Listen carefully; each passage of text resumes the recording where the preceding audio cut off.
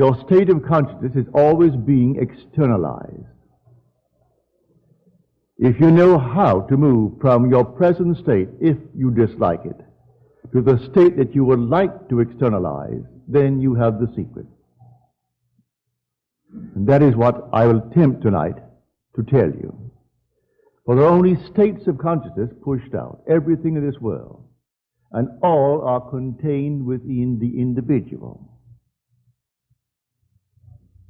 Now, in the Bible, we speak of prayer, and prayer to the world means begging, but not in the Bible. It's thanksgiving. It's praise. It's not petition. We speak in the Bible of repentance, and the world thinks that it means to regret, to be remorseful. That's not what the Bible teaches. Prayer and repentance are almost synonymous terms. We are told to bear fruit that befits repentance. Then they say of the central character of the Scripture, you and your disciples eat and drink with sinners. And he replied, I have not come to call the righteous, but sinners to repentance. Leave the righteous alone. They're so self-satisfied. They're like themselves, so leave them alone. The word sin has nothing to do with breaking any moral code. The word sin means to miss the mark. That's what it means. You have a goal in life and you haven't achieved it, well, then you are sinning. You may have $1 billion and still are hungry for another. Well, then if you don't have the other, you are sinning. You may keep all the so-called codes of the world imposed upon you by the priesthoods of the world. That would mean nothing as far as the Scriptures go. To repent is simply a radical change of attitude. That is what repentance means. For if I radically change my attitude towards life, I will then view the world and see the world from that change of attitude. And that change is a change of consciousness. And that change will be externalized in my world. Now, repentance is at once man's responsibility and a gift of God. Now, let us show you what I mean by it. He said, I and my Father are one. Yet I go to my Father, for my Father is greater than I. We are one, yet my Father is greater than I. So I go to my Father. How do we arrive at this strange, peculiar statement? And what does it mean? In the office of the sent, I am not inferior to my essential being the sender, but only in the office of the sent I am restricted. I must live by faith. Faith in what? Faith in the sender. It's myself, the Father. For I and my Father are one. But when I am sent into this world to experience death and to experience the restriction of man, I am seemingly inferior to myself, the sender. So, when I repent, I go to the sender. I first do what I have to do. So I say repentance is at once a responsibility of man and a gift from God. But now what is my responsibility? I want to change my world. Well, then I ask myself, what would I see if it were changed?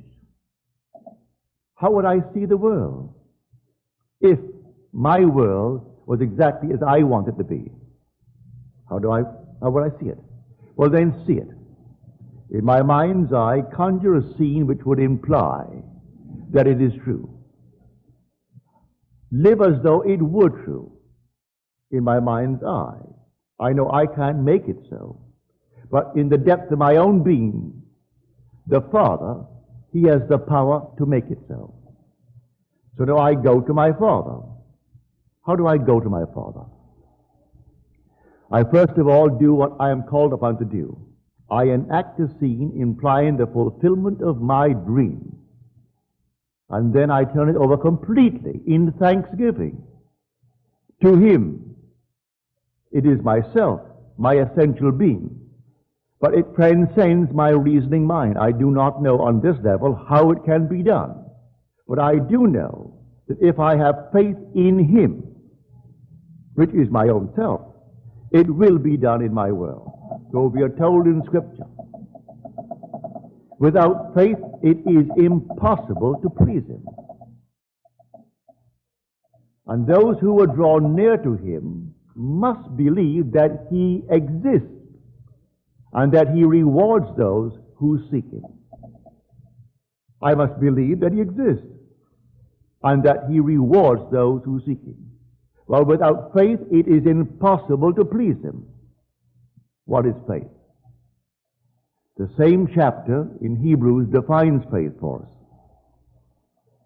Faith is the assurance of things not seen, the evidence of things hoped for. By faith, we understand that the very worlds were created by the Word of God, so that what is seen was made out of things which do not appear. Well, in my world it hasn't yet appeared. I say it all is contained within my imagination. So I will enact the scene which would imply that it's real. And then, within myself, I give thanks. Now, we are told the most wonderful prayer ever uttered you find in the book of John, the 11th chapter. He stands at the gate of death, and he raised his eyes and said, "Thank you, Father, that thou hast heard me. I knew that you always hear me." Well, I can't deny that the depth of my own being is hearing what I am doing, what I am inwardly saying. So I can truly say, "Father, thank you." He certainly heard what I said. Well, is it now supported by some statement of Scripture? Yes, again in John, but now in his letter, the first letter.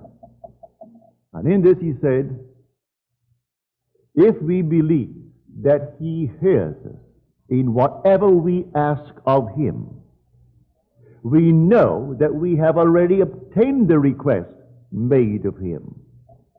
If I can simply assume that I am the man that I would like to be, but certainly the depth of my own being has seen that assumption. He has heard that assumption. Well, now, can I actually believe that that's all I need do? Well, I have to confess that I can't do it on this level. I am not wise enough on this level to devise the means necessary to externalize what I have assumed that I am. Well, have you proved it, Neville? Unnumbered times. Unnumbered times. When I was completely shut out on certain areas, imprisoned as it were, not in the federal prisons, but a state of imprisonment, to find yourself on an island where you enjoyed 4 months of it, almost 5 months. But you have a commitment in America, and you've got to get back. And then to be told that there is no possibility of return until the very earliest September. And that will be the very earliest. And your commitment is in Milwaukee in the first week of May. What are you going to do then? No possibility. No ships are taking the passengers, and the list runs into thousands waiting all through the Indies, from Trinidad all the way up, all waiting. And you are in the island of Barbados without making any provision for your return to America when you sail for Barbados 5 months before. So what did I do?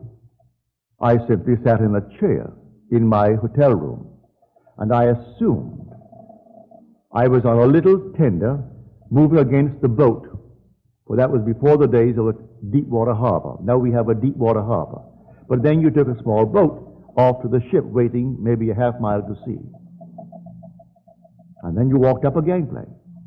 So I simply stepped up on the gangplank and walked up that gangplank in my mind's eye. If my mind wandered, which it did, I brought it right back to that first step and walked up again. It wandered before I got to the top, I brought it back again. And I trained it as you would a horse.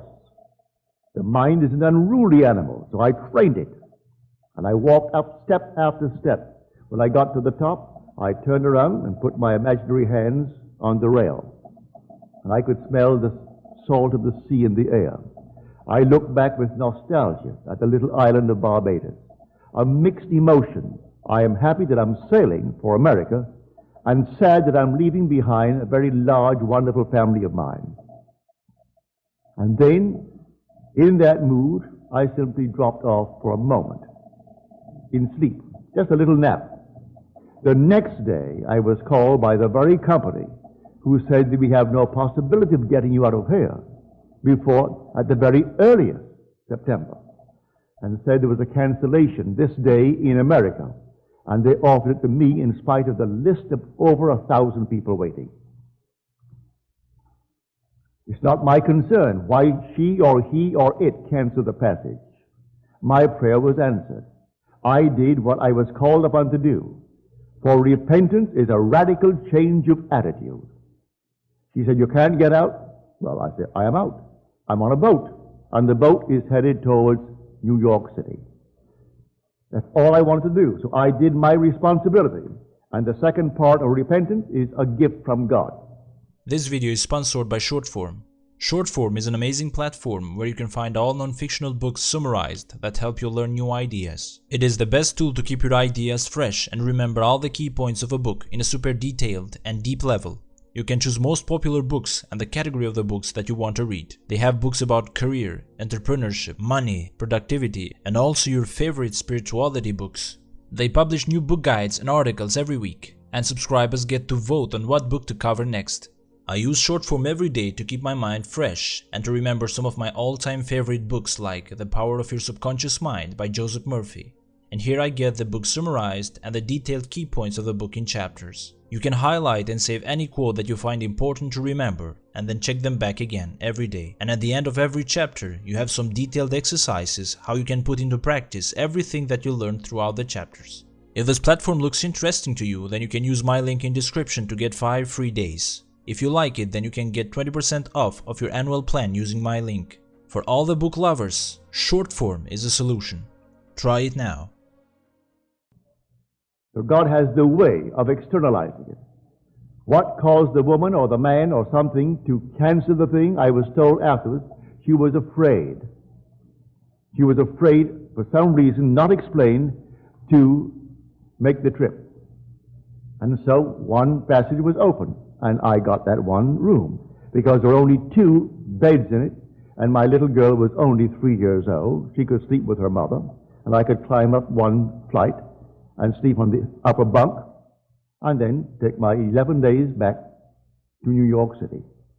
So I did what I was called upon to do. That's my responsibility, to enact a scene which would imply the fulfillment of my desire, and then surrender completely to my Father, for He has the power to externalize it. I do not know how to do it on this level. I haven't the wisdom. I haven't anything on this level to do it. So my faith is faith in my Father, faith in His power to externalize what I have done, all in imagination. So to me that is prayer. That is repentance. I didn't sit down and felt for one moment that I had done something that was wrong, and that's why I couldn't get out. No sense of repentance like remorse, as the world teaches. That's not repentance. Repentance is simply a radical change of attitude. That's what the word means. Metanoia. But radical, right down to the root. And you change your attitude. If I change my attitude, I've changed my state of consciousness. And because all states of consciousness are being externalized in the world, then that state will externalize itself in my world in a way I do not know. Or we are told, my ways are not your ways. My ways are past finding out. Just trust me. So without faith, you cannot please God, we are told. If I would come to Him, I must first believe that He exists and that He rewards those who seek Him. Well, I seek Him in projecting for me that which I desire in this world. So that's what I mean by prayer. Prayer is the attempted communion with God. That's what prayer is. As we are told in the 4th Psalm, the 4th verse. Commune with your own heart on your beds, and then be silent. Commune with whom? I do not need the mediation of any priest, any rabbi, or any heavenly being. I'm communing with myself. The depths of my own being is God the Father. That's my essential being. And He's one with the surface mind called Neville. And in the capacity of the office of the saint called Neville, I am inferior to myself, the sender. But the sender and the saint are one. You and God the Father are one. But in the office of the saint, you're like an ambassador. You do not speak with the same authority of the one who sent you to represent Him. So I represent myself in the world of death. But the sender is greater than I, and yet I and He are one.